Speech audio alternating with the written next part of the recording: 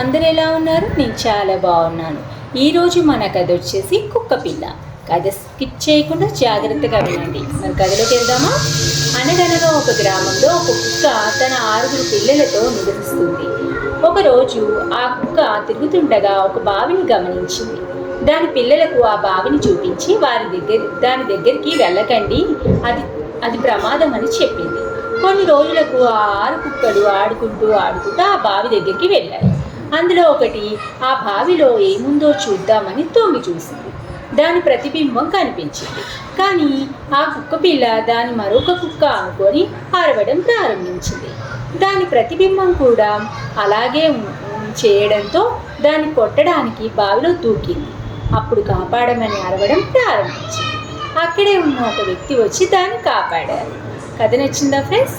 మరి ఇందులో ఉన్న నీతి ఏంటో తెలుసా? పెద్దవాళ్ళ మాట వినటం మంచిది. మరిన్ని కథల కోసం నా ఛానల్ సబ్స్క్రైబ్ చేసుకోండి. Love you all. బాయ్.